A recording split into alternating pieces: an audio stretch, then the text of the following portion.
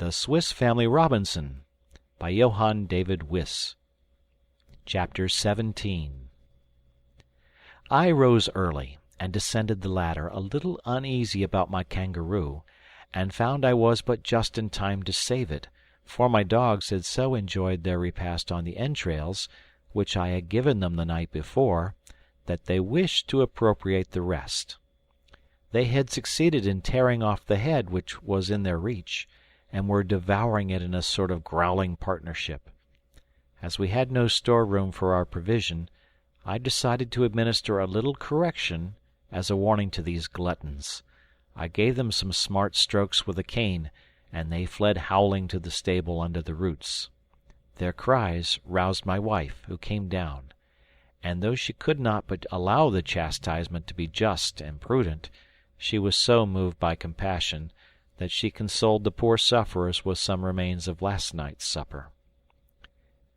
I now carefully stripped the kangaroo of his elegant skin, and washing myself and changing my dress after this unpleasant operation, I joined my family at breakfast. I then announced my plan of visiting the vessel, and ordered Fritz to begin preparations. My wife resigned herself mournfully to the necessity. When we were ready to depart, Ernest and Jack were not to be found. Their mother suspected they had gone to get potatoes. This calmed my apprehension, but I charged her to reprimand them for going without leave. We set out towards Tent House, leaving Flora to protect the household, and taking our guns as usual. We had scarcely left the wood and were approaching Jackal River, when we heard piercing cries, and suddenly Ernest and Jack leaped from a thicket, delighted, as Jack said, in having succeeded in their plan of accompanying us, and, moreover, in making us believe we were beset with savages. They were, however, disappointed. I gave them a severe reproof for their disobedience, and sent them home with a message to their mother that I thought we might be detained all night, and begged she would not be uneasy. They listened to me in great confusion, and were much mortified at their dismissal. But I begged Fritz to give Ernest his silver watch, that they might know how the time passed, and I knew that I could replace it, as there was a case of watches in the ship. This reconciled them a little to their lot, and they left us. We went forward to our boat, embarked, and, aided by the current, soon reached the vessel. My first care was to construct some more convenient transport vessel than our boat. Fritz proposed a raft, similar to those used by savage nations, supported on skins filled with air. These we had not, but we found a number of water hogsheads, which we emptied and closed again, and threw a dozen of them into the sea between the ship and our boat. Some long planks were laid on these, and secured with ropes. We added a raised edge of planks to secure our cargo, and thus had a solid raft, capable of conveying any burden. This work occupied us the whole day, scarcely interrupted by eating a little cold meat from our game bags. Exhausted by fatigue, we were glad to take a good night's rest in the captain's cabin on an elastic mattress, of which our hammocks had made us forget the comfort. Early next morning we began to load our raft. We began by entirely stripping our own cabin and that of the captain. We carried away even the doors and windows. The chests of the carpenter and the gunner followed. There were cases of rich jewelry and caskets of money, which at first tempted us, but were speedily relinquished for objects of real utility. I preferred a case of young plants of European fruits, carefully packed in moss for transportation. I saw with delight among these precious plants apple, pear, plum, orange, apricot, peach, almond, and chestnut trees, and some young shoots of vines. How I longed to plant these familiar trees of home in a foreign soil! We secured some bars of iron and pigs of lead, grindstones, cartwheels ready for mounting, tongs, shovels, ploughshares, packets of copper and iron wire, sacks of maize, peas, oats, and vetches, and even a small hand mill. The vessel had been, in fact, laden with everything likely to be useful in a new colony, We found a sawmill in pieces, but marked, so that it could be easily put together. It was difficult to select, but we took as much as was safe on the raft, adding a large fishing net and the ship's compass. Fritz begged to take the harpoons, which he hung by the ropes over the bow of the boat, and I indulged his fancy.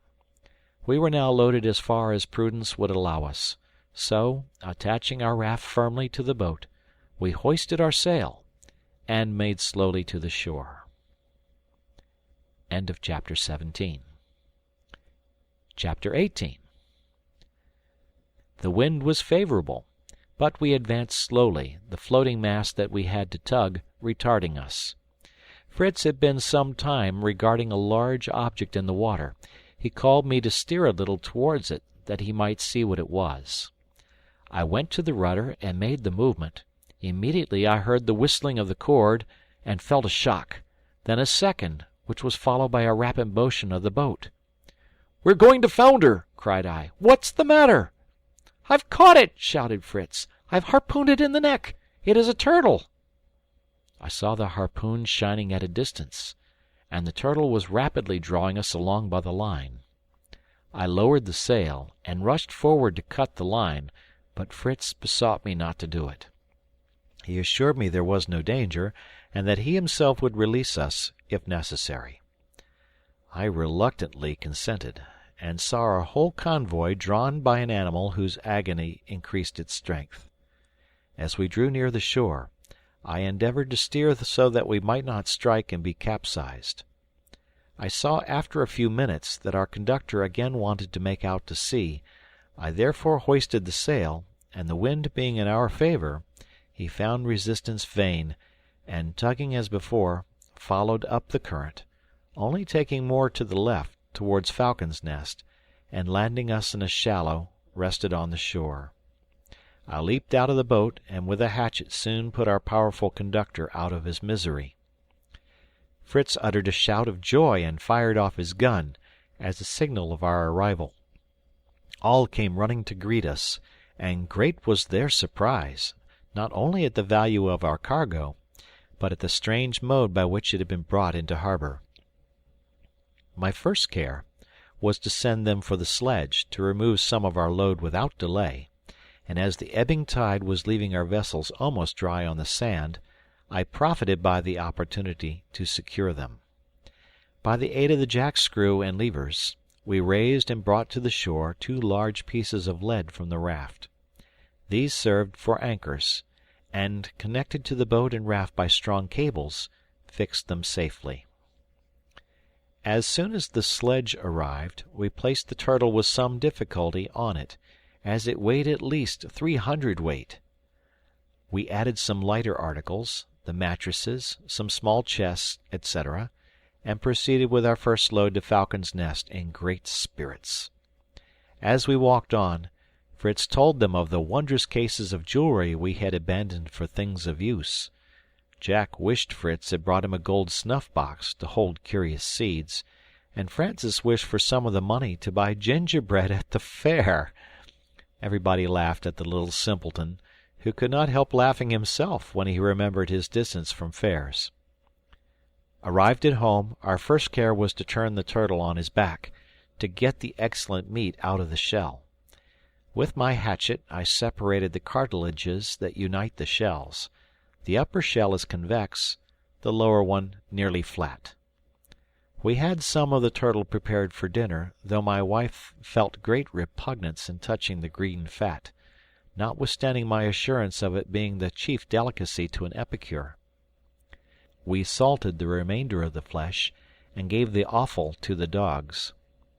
The boys were all clamorous to possess the shell, but I said it belonged to Fritz, by right of conquest, and he must dispose of it as he thought best. "Then," said he, "I will make a basin of it and place it near the river, that my mother may always keep it full of fresh water." "Very good," said I, "and we will fill our basin as soon as we find some clay to make a solid foundation." "I found some this morning," said Jack, "a whole bed of clay, and I brought these balls home to show you." "And I have made a discovery too," said Ernest. "Look at these roots, like radishes. I have not eaten any, but the sow enjoys them very much." "A most valuable discovery indeed," said I. "If I am not mistaken, this is the root of the manioc, which, with the potatoes, would insure us from famine. Of this root they make in the West Indies a sort of bread, called cassava bread. In its natural state it contains a violent poison, but by a process of heating it becomes wholesome. The nutritious tapioca is a preparation from this root." By this time we had unloaded, and proceeded to the shore to bring a second load before night came on. We brought up 2 chests of our own clothes and property, some chests of tools, the cart wheels, and the hand mill, likely now to be of use for the cassava. After unloading, we sat down to an excellent supper of turtle, with potatoes instead of bread. After supper my wife said, smiling, "After such a hard day, I think I can give you something to restore you." She then brought a bottle and glasses, and filled us each a glass of clear amber-colored wine. I found it excellent Malaga. She had been down to the shore the previous day, and there found a small cask thrown up by the waves. This, with the assistance of her sons, she had rolled up to the foot of our tree, and there covered it with leaves to keep it cool till our arrival. We were so invigorated by this cordial that we set briskly to work to hoist up our mattresses to our dormitory, which we accomplished by the aid of ropes and pulleys. My wife received and arranged them, and after our usual evening devotions, we gladly lay down on them to enjoy a night of sweet repose. End of chapter.